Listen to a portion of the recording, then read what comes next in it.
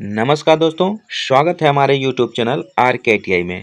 तो दोस्तों हम आज से एक सीरीज स्टार्ट कर रहे हैं जो स्पेशल हमारा यह सब वीडियो होगा चैप्टर वाइज। जो टारगेट जो एग्ज़ाम का होगा वह Bihar state power holding company निगम लिमिटेड की जो वैकेंसी रिसेंटली में आई हुई है 2000 पोस्ट पे, जो सिर्फ आईटीआई इलेक्ट्रीशियन छात्र जितने भी आईटीआई इलेक्ट्रीशियन से 2 वर्षीय कोर्स किए हुए हैं वह एलिजिबल है।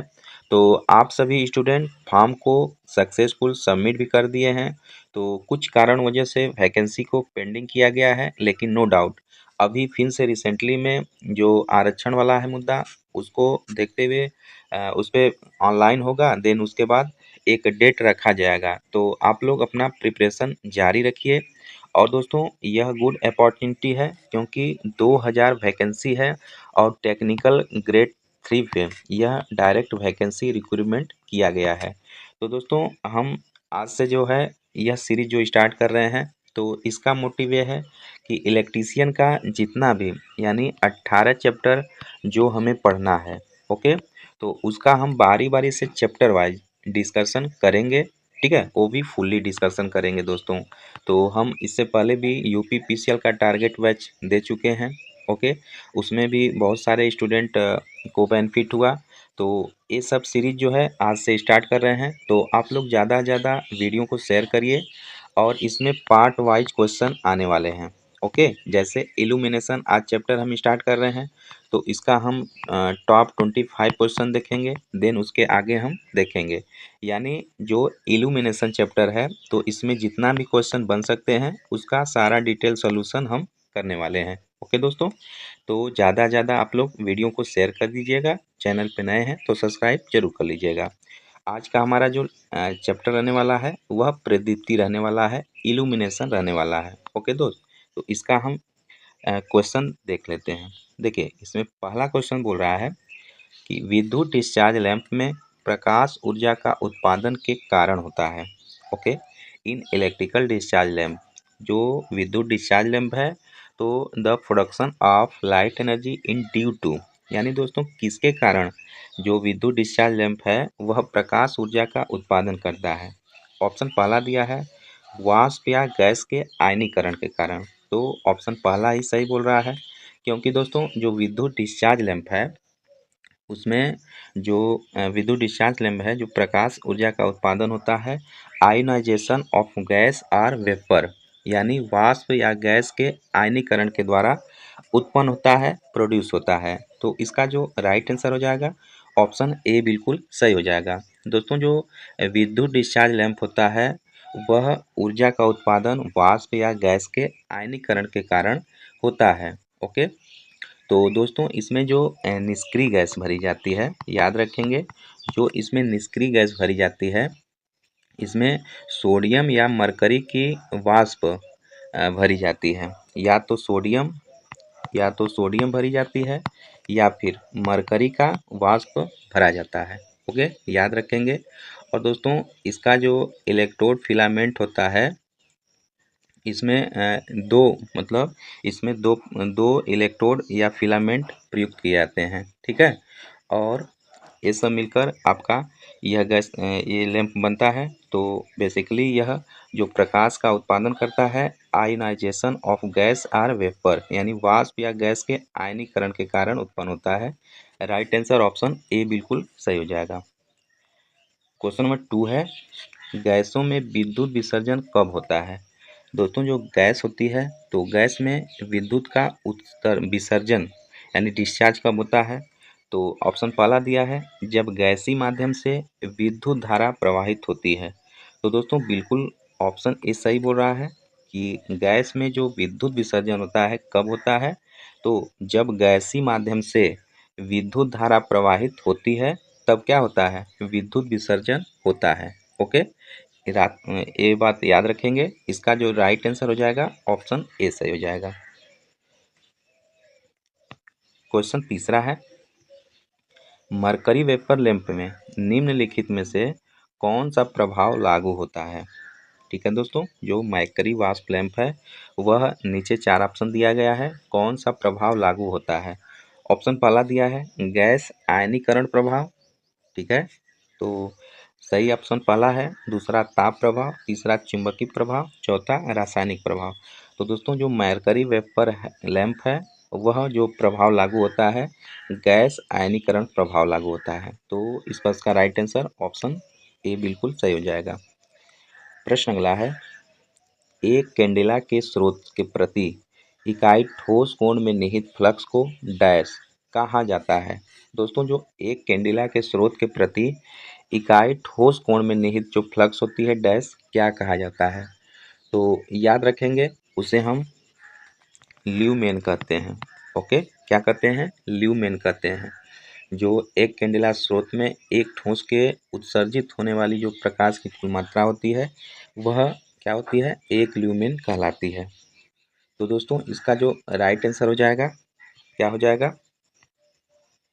इसका राइट आंसर ऑप्शन ए बिल्कुल सही हो जाएगा, उसे हम ल्यूमेन कहते हैं। ठीक है। प्रश्न अगला है, किसी भी सतह पर एक बिंदु पर रोशनी सतह और प्रकाश स्रोत के बीच की दूरी के वर्ग के क्या होती है?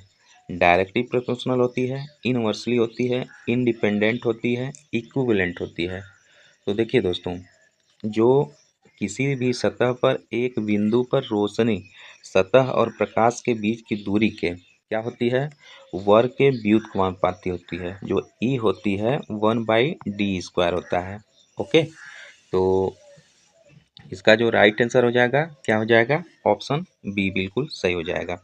यानी वर्ग की दूरी के व्युत्क्रमानुपाती होता है, विपरीत अनुपातिक होता है। तो इसका जो राइट आंसर हो जाएगा ऑप्शन बी सही हो जाएगा। प्रश्न अगला है दोस्तों, रोशनी की मात्रा क्या है? यानी what is the unit of illumination. तो मोस्ट इंपॉर्टेंट क्वेश्चन है, छोटा क्वेश्चन है लेकिन यह बार बार पूछता है। जो इल्यूमिनेशन होता है दोस्त, इसका मात्रक पूछा है। तो याद रखेंगे इल्यूमिनेशन का मात्रक जो होता है क्या होता है? लक्स होता है। ठीक है, जो इल्यूमिनेशन होता है इसका मात्रक लक्स होता है, या एक और होता है ल्यूमेन पर मीटर स्क्वायर होता है। ठीक है, यह भी आप याद रखेंगे।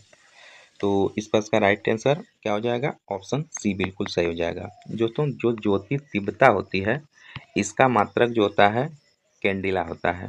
ठीक है, और फ्लक्स, फ्लक्स हो जानते हैं जो आपका वेबर जो वेबर होता है, फ्लक्स का मात्रक वेबर होता है। ठीक है, तो ये सब बात याद रखेंगे। यहाँ पे रोशनी का मात्रक पूछा है, इल्यूमिनेशन का मात्रक पूछा है, तो राइट आंसर ऑप्शन सी हो जाएगा, लक्स होता है। प्रश्न अगला है दोस्तों, निम्नलिखित में से कौन सा विकल्प प्रदीप्ति यानी घनत्व के कोसाइन नियम को परिभाषित करता है? यानी दोस्तों चार ऑप्शन में से कौन सा नियम जो प्रदीप्ति घनत्व जो होता है, यानी which of the following option define the cosine law illumination, illumination का जो कोसाइन लॉ है प्रेजेंट करता है। तो चार ऑप्शन दिया है दोस्तों। तो देखिए जो कोसाइन नियम होता है ई बराबर क्या होता है, याद रखेंगे ई बराबर होता है I cos theta by d² होता है। ठीक है, तो ए इल्यूमिने कोसाइन लॉ ऑफ इल्यूमिनेशन होता है। तो ऑप्शन देख लेते हैं। ऑप्शन जो दोस्तों पहला दिया है ई बराबर I/d² cos फाई। तो दोस्तों ऑप्शन पहला इसमें सही हो जाएगा। ठीक है, बाकी दूसरा नहीं होगा, तीसरा नहीं होगा, चौथा नहीं होगा, ऑप्शन पहला सही हो जाएगा। क्वेश्चन नंबर 8 है दोस्तों, सभी समतलों में कैंडल शक्ति के औसत को डैश के रूप में जाना जाता है। यानी दोस्तों the mean of average of the candle power in all planets is known as क्या जाना जाता है? तो पहला दिया है mean horizontal candle power MSCP अपान औसत क्षैतिज कैंडल शक्ति MSCP। ऑप्शन दूसरा है mean semi spherical candle power अपान औसत अर्धगोलाकार कैंडल शक्ति MSSCP। तो दोस्तों इसका जो राइट आंसर हो जाएगा ऑप्शन बी सही हो जाएगा। ठीक है, जो आपका सभी समतलों में कैंडल शक्ति के औसत को डैश के रूप में जाना जाता है, तो ऑप्शन इसका बी सही हो जाएगा। देखिए दोस्तों यहाँ पे जो MHHCP होता है तो इसका फुल फॉर्म याद रखेंगे। इसका जो फुल फॉर्म होता है mean hemispherical candle power होता है। ओके, तो इसके बराबर जो होता है, ये फार्मूला पूछा जाता है, MHSCP बराबर जो होता है अर्ध गोलाकार अर्ध गोले में उत्पन्न फ्लक्स होता है बटा के 2 पाई होता है। याद रखेंगे 2 पाई होता है। जो MHSCP होता है इसमें 5/2 पाई होता है, ठीक है। और जो MSCP होता है यानी इसका जो फुल फॉर्म होता है मीन स्फेरिकल कैंडल पावर, इसके बराबर जो होता है संपूर्ण फ्लक्स बटे 4 पाई होता है, ठीक है। तो ये फार्मूला दोनों होता है, आप इसे अच्छे से जरूर याद रखेंगे। तो इस पर का जो राइट आंसर हो जाएगा ऑप्शन बी बिल्कुल सही हो जाएगा। प्रश्न अगला है, निम्नलिखित में से कौन सा समीकरण ल्यूमिनस फ्लक्स की इकाई लुमेन को परिभाषित करता है। ओके, तो दोस्तों पहला दिया है ल्यूमेन बराबर कैंडल शक्ति प्लस ठोस कोण, दूसरा ल्यूमेन बराबर कैंडल पावर गुणे सॉलिड एंगल। तो दोस्तों इसका जो राइट आंसर हो जाएगा ऑप्शन बी सही हो जाएगा। यानी जो आपका ल्यूमेन बराबर होता है, ल्यूमेन बराबर क्या होता है कैंडल शक्ति यानी कैंडल पावर गुणे सॉलिड एंगल होता है, सॉलिड एंगल होता है। ओके, तो इसका जो राइट आंसर हो जाएगा ऑप्शन बी सही हो जाएगा, कैंडल पावर गुणे सॉलिड एंगल होता है, ठीक है। ऑप्शन बी सही हो जाएगा। अगला प्रश्न है, डैश सभी स्थानों में सभी दिशाओं में मोमबत्ती की शक्तियों का औसत मूल्य क्या होता है, ठीक है। तो क्या होता है ऑल सरफेस कैंडल पावर का औसत मूल्य, दूसरा है वर्टिकल कैंडल पावर का औसत मूल्य, ऑप्शन तीसरा है सरफेस कैंडल पावर का औसत मूल्य, ऑप्शन चौथा है दोस्त गोलाकार कैंडल पावर का औसत मूल्य। तो इसका जो राइट आंसर हो जाएगा ऑप्शन डी सही हो जाएगा। दोस्तों जो क्वेश्चन पूछा है डैश सभी दिशाओं में मोमबत्ती की शक्तियों का जो औसत मूल्य होता है क्या होता है मीन स्फेरिकल कैंडल पावर यानी MSCP होता है, ठीक है। तो राइट आंसर ऑप्शन डी सही हो जाएगा, याद रखेंगे। इसके बराबर क्या होता है दोस्तों 5/4 पाई होता है, ठीक है। और MSHCP जो होता है MHSCP जो होता है इसके बराबर 5/2 पाई होता है, ठीक है। यानी याद रखेंगे जो बड़ा मीनिंग है उसका छोटा होता है यहाँ पे जो इसका हर होता है, और जो छोटा होता है इसका बड़ा हर होता है, ठीक है। ये दोनों फार्मूले आपको याद रखना है, अच्छे से आप जरूर याद रखेंगे। तो इसका राइट आंसर ऑप्शन डी सही हो जाएगा। यानी संपूर्ण है तो संपूर्ण संपूर्ण मतलब क्या है मीन स्फेरिकल कैंडल पावर है यहाँ पे।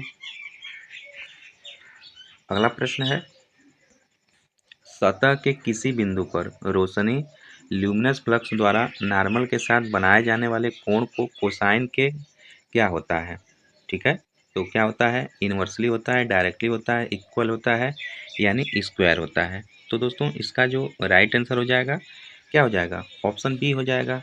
जो सतह के किसी बिंदु पर रोशनी ल्यूमिनस फ्लक्स द्वारा नॉर्मल के साथ बनाए जाने कोण के कोसाइन क्या होता है समानुपाती होता है। तो क्या होता है ई समानुपाती कॉस थीटा होता है, ठीक है। और जो फार्मूला होता है तो फार्मूले को आप याद रखेंगे ई बराबर आई कॉस फाई बटा डी स्क्वायर होता है, ठीक है। इस फार्मूले को आप याद रखेंगे, इस पे न्यूमेरिकल बनता है दोस्तों, इल्यूमिनेशन में इसी सबसे न्यूमेरिकल बनता है ये फार्मूले बेसिस। जो बिहार इलेक्ट्रिसिटी बोर्ड में आता है तो इससे रिलेटेड बहुत सारे न्यूमेरिकल बेस क्वेश्चन आते हैं इल्यूमिनेशन से। तो इसका जो फार्मूला होता है ई बराबर आई कॉस फाई बटा डी स्क्वायर होता है, ठीक है। ऑप्शन इसका बी सही हो जाएगा। अगला प्रश्न है, दृश्य प्रकाश का वेवलेंथ डैश के बीच होता है। दोस्तों जो वेवलेंथ होता है विजुअल लाइट के लिए तो आप इसका याद रखेंगे कितना होता है तो 4000 अल्ट्रा वायलेट से 7000 अल्ट्रा वायलेट तक होता है, ठीक है। दृश्य प्रकाश होता है और इसके नीचे इसके ऊपर हमें बिल्कुल दिखाई नहीं देता है। ठीक है, तो विजिबल जो लाइट होती है कितना होता है, 4000 से 7000 के बीच होता है। तो इसका राइट आंसर ऑप्शन ए सही हो जाएगा, याद रखेंगे दोस्तों। अगला प्रश्न है, एक तंतु में आर्गन गैस को भरते हैं, यानी एक तंतु लैंप में आर्गन गैस को भरते हैं, तो argon gas is filled in filament lamp 2 किस लिए भरते हैं आर्गन गैस? ऑप्शन पहला दिया है प्रकाश का चकाचौंध को कम करने के लिए, दूसरा दक्षता को बढ़ाने के लिए, तीसरा प्रकाश का रंग बदलने के लिए, चौथा ऑप्शन दिया है टंगस्टन तंतु को वाष्पीकरण को कम करने के लिए। दोस्तों यहाँ पे राइट आंसर ऑप्शन डी हो जाएगा। जो आर्गन गैस भरने का मेन रीजन होता है वह जो टंगस्टन होता है उसको वाष्पीकरण यानी इवोपरेशन से बचने के लिए, कम करने के लिए प्रयोग किया जाता है। तो इसका राइट आंसर क्या हो जाएगा, ऑप्शन डी बिल्कुल सही हो जाएगा। अगला प्रश्न है दोस्त, फ्लोरोसेंट लैंप की ट्यूब डैश से भरी होती है। जो दोस्तों फ्लोरोसेंट लैंप होती है उसकी ट्यूब, ठीक है, किससे भरी होती है? तो याद रखेंगे इसका जो राइट आंसर हो जाएगा ऑप्शन डी से हो जाएगा, यानी Hg मरकरी से और आर्गन आर्गन गैस से भरी होती है। ठीक है, इसकी जो फ्लोरोसेंट ट्यूब होती है। तो यहाँ पे राइट आंसर क्या हो जाएगा, ऑप्शन डी सही हो जाएगा। अगला प्रश्न है दोस्तों, कौन सा लैंप एक अंतर्राष्ट्रीय खेल स्टेडियम के लिए सर्वाधिक उचित है? ओके, जो इंटरनेशनल क्रिकेट होता है दोस्तों उसके लिए कौन सा लैंप सर्वाधिक उचित है, यानी प्रयोग सर्वाधिक किया जाता है? ऑप्शन पहला दिया है तंतु लैंप, दूसरा मेटल हैलाइड लैंप, तीसरा CFL या चौथा LED। तो दोस्तों यहाँ पे जो राइट आंसर हो जाएगा ऑप्शन बी हो जाएगा, यानी दोस्तों जो मेटल हैलाइड लैंप होता है वह अंतर्राष्ट्रीय स्टेडियम खेल में प्रयोग किया जाता है। ठीक है, इसका right answer option A B सही हो जाएगा। और दोस्तों CFL इसका फुल फॉर्म पूछता है तो कॉम्पैक्ट फ्लोरोसेंट लैंप होता है। तो और जो LED होता है इसका भी फुल फॉर्म पूछता है, लाइट एमिटिंग डायोड होता है। ठीक है, तो ये दोनों घर में प्रयोग किए जाते हैं, इसको भी आप याद रखेंगे। यहाँ पे राइट आंसर ऑप्शन बी सही हो जाएगा। अगला प्रश्न है, नियॉन साइन लैंप का प्रयोग होता है। ठीक है, बहुत इंपॉर्टेंट प्रश्न है दोस्तों। जो नियॉन साइन लैंप होता है इसका मेन जो प्रयोग होता है वह एडवर्टाइज के लिए होता है, यानी प्रचार प्रसार के लिए इसका प्रयोग किया जाता है। यह लाल रंग का दिखाई देता है। ठीक है, तो लाल रंग का वेवलेंथ ज़्यादा होता है इसलिए काफ़ी दूरी तक हमें दिखाई देता है। इसलिए दोस्तों एडवर्टाइजमेंट के लिए, विज्ञापन के लिए इसका प्रयोग ज़्यादातर किया जाता है। तो ऑप्शन डी यहाँ पे सही हो जाएगा। अगला प्रश्न है, what is the range of visible spectrum? दोस्तों जो विजिबल स्पेक्ट्रम होता है वह कितना होता है? ठीक है, तो दोस्तों जो विजिबल स्पेक्ट्रम होता है वह उपयुक्त ऑप्शन में से कितना होता है?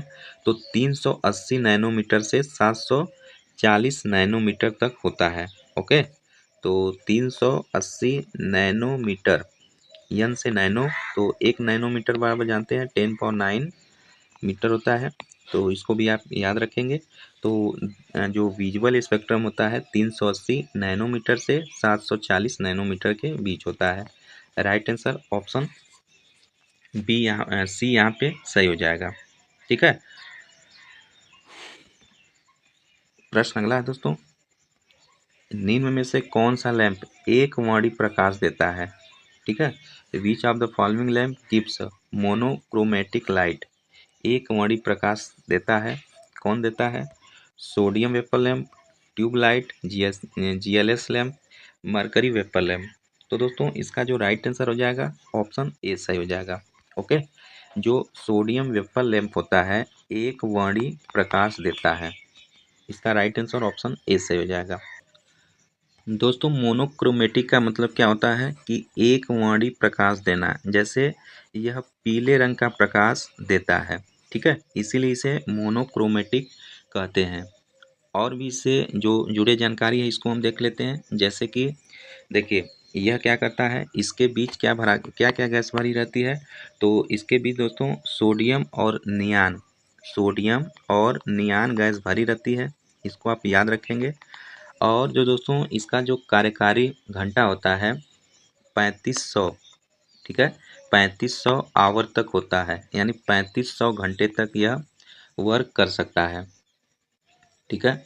और दोस्तों यह क्या होता है, इसको पूर्ण यानी पूर्ण प्रकाश देने के समय करीब 10 से 15 मिनट तक लगते हैं, ठीक है, यानी 10 से 15 मिनट तक यह पूर्ण प्रकाश देने लगता है, ठीक है, इसको भी आप याद रखेंगे। और दोस्तों सोडियम वेपर लैंप की जो सोडियम वेपर लैंप क्या होता है, हमेशा क्षैतिज स्थिति में रखा जाता है, यानी हमेशा क्षैतिज स्थिति में यह रखा जाता है, ठीक है, ऊर्ध्वाधर स्थिति में नहीं रखना चाहिए। और दोस्तों जो सोडियम वेपर लैंप होता है, इसका जो दक्षता होता है 40 से 50 ल्यूमेन पर वाट होता है, ठीक है, इसको भी आप याद रखेंगे।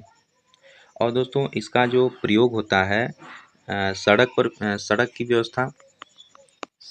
की व्यवस्था और औद्योगिक क्षेत्र, जहाँ औद्योगिक क्षेत्र है वहाँ रात्रि में इसका प्रयोग किया जाता है, ठीक है, याद रखेंगे। ये सब क्वेश्चन पॉइंट पूछता है, और इसका जो कलर पूछता है तो कलर पीला होता है, ठीक है, ऊपर हम बताए हैं। तो ये सब पॉइंट आप याद रखेंगे, बहुत इंपॉर्टेंट पॉइंट है सोडियम वेपर लैंप से रिलेटेड। तो इसका राइट आंसर ऑप्शन ए सही हो जाएगा। प्रश्न अगला है, सोडियम लैंप का प्रयोग होता है, तो देखिए सोडियम लैंप का प्रयोग पूछ दिया, कहाँ, रीडिंग रूम में होता है, स्ट्रीट लाइट में होता है, ऑडिटोरियम में होता है, लाइब्रेरी में होता है। तो राइट आंसर क्या हो जाएगा, ऑप्शन बी हो जाएगा, यानी रास्तों के लिए दोस्तों इसका प्रयोग किया जाता है, ठीक है, जो सोडियम लैंप होता है तो स्ट्रीट लाइट के लिए इसका प्रयोग किया जाता है, याद रखेंगे। अगला प्रश्न है, प्रकाश का रंग निर्भर करता है, तो दोस्तों जो प्रकाश का रंग होता है वह किस पे निर्भर करता है। ऑप्शन पहला है तरंग दैर्ध्य पर, दूसरा आवृत्ति पर, तीसरा वेवलेंथ एंड फ्रीक्वेंसी पर, चौथा है wavelength frequency speed and intensity पर। तो दोस्तों देखिए जो प्रकाश का रंग है वह किस पे, वेवलेंथ और फ्रीक्वेंसी पर निर्भर करता है, यानी राइट आंसर ऑप्शन सी सही हो जाएगा। देखिए भी बराबर होता है लेमडा एफ होता है, जहाँ लेमडा जो है लेमडा क्या है, तरंग दैर्ध्य है, और एफ जो है फ्रीक्वेंसी है। तो दृश्य प्रकाश के लिए 4000 से 7000 एंगस्ट्रॉन होता है, ठीक है। तो यह जो प्रकाश का रंग होता है वह वेवलेंथ एंड फ्रीक्वेंसी पर निर्भर करता है, और राइट आंसर ऑप्शन सी से हो जाएगा। अगला प्रश्न है दोस्तों, ताप दीप्त दीपों के फिलामेंट में टंगस्टन का उपयोग क्यों किया जाता है। ओके, तो इम्पोर्टेंट प्रश्न है, जो ताप दीप्त लैंप होते हैं तो दीपों के फिलामेंट में टंगस्टन का प्रयोग किस लिए किया जाता है। तो दोस्तों टंगस्टन का गलनांक है काफ़ी उच्च होता है, लगभग कितना होता है 3422 डिग्री सेंटीग्रेड होता है, इसलिए तापदीप्त जो लैंप होते हैं वह फिलामेंट के रूप में हम टंगस्टन का प्रयोग करते हैं, मेल्टिंग पॉइंट बहुत ज़्यादा होती है। तो इसका राइट आंसर ऑप्शन ए सही हो जाएगा। प्रश्न अगला है दोस्तों, स्टेरेडियन डैश की इकाई होती है, तो याद रखेंगे दोस्तों जो स्टेरेडियन होता है, स्टेरेडियन की इकाई सॉलिड एंगल होती है, यानी सॉलिड एंगल की इकाई स्टेरेडियन होती है, ठीक है। तो स्टेरेडियन दिया है, तो स्टेरेडियन जो है सॉलिड एंगल की इकाई होती है, याद रखेंगे। राइट आंसर ऑप्शन बी बिल्कुल सत्य हो जाएगा, सही हो जाएगा। प्रश्न अगला है, साधारण पठन के लिए आवश्यक प्रदीप्त स्तर करीब कितना होता है। तो दोस्तों जब हम पठन कार्य कर रहे होते हैं तो उसके लिए हमें कितना ल्यूमेन पर मीटर स्क्वायर की आवश्यकता होती है, याद रखेंगे। तो उस दौरान हमें 60 से 100 ल्यूमेन पर मीटर स्क्वायर प्रदीप्त स्तर की आवश्यकता होती है। तो राइट आंसर ऑप्शन यहाँ पे बी सही हो जाएगा। जब हम साधारण पठन कार्य कर रहे होते हैं तो उसके लिए 60 से 100 ल्यूमेन पर मीटर स्क्वायर के करीब प्रदीप्तीय स्तर की आवश्यकता होती है, तो ऑप्शन बी सही हो जाएगा। अगला प्रश्न है, सजावटी सीरीज प्रकाश व्यवस्था के लिए 220 वोल्ट की सप्लाई के लिए 4 वोल्ट के कितने बल्ब जुड़े हैं। तो दोस्तों यहाँ पे 220 दिया है, तो 220 में क्या करेंगे, हम 4 से भाग दे देंगे, डिवाइड कर देंगे। तो यहाँ 4 5 20 और 20 हो जाएगा, 4 5 20 यानी 55 है। तो 55 कोई है नहीं, तो उसके करीब कौन है, 60 है ना। उसके करीब क्या है, 60 है। तो यहाँ पे जो राइट आंसर हो जाएगा ऑप्शन क्या हो जाएगा, सी बिल्कुल सही हो जाएगा। ओके दोस्तों, देखिए 240 न दे के 220 दिया है, तो अगर 220 में 55 आ रहा है तो 55 के करीब 40 नहीं आएगा, 80 नहीं आएगा, 100 नहीं आएगा, तो कौन आएगा, 60 आ जाएगा। तो इसलिए इसका राइट आंसर ऑप्शन सी सही हो जाएगा। ठीक है। और अगला क्वेश्चन है, ल्यूमेन किसकी मात्रक है। ठीक है, lumen is the unit of. दोस्तों ल्यूमेन किसका मात्रक होता है, तो याद रखेंगे ल्यूमेन जो है ल्यूमिनस फ्लक्स का मात्रक होता है। ज्योति फ्लक्स का मात्रक ल्यूमेन होता है। ओके, तो इसका जो राइट आंसर हो जाएगा ऑप्शन डी सही हो जाएगा। और दोस्तों आवृत्ति, तो एफ बराबर 1/t होता है।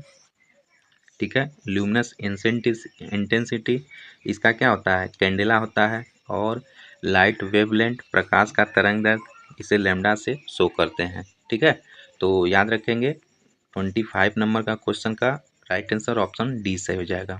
ओके दोस्तों, तो आज के लिए बस इतना ही। वीडियो आपको कैसा लगा कमेंट बॉक्स में हमें ज़रूर बताइएगा। और दोस्तों इसका हम पार्ट 2 जल्दी ही लेकर आएंगे। तो ज़्यादा से ज़्यादा वीडियो को शेयर करिए, फॉरवर्ड करिए। चैनल पे नए हैं तो सब्सक्राइब जरूर करिए। तो मिलते हैं इसके नए नेक्स्ट लेक्चर में अगले पार्ट के साथ। तब तक के लिए पढ़ते रहिए, मस्त रहिए। जय हिंद, जय भारत।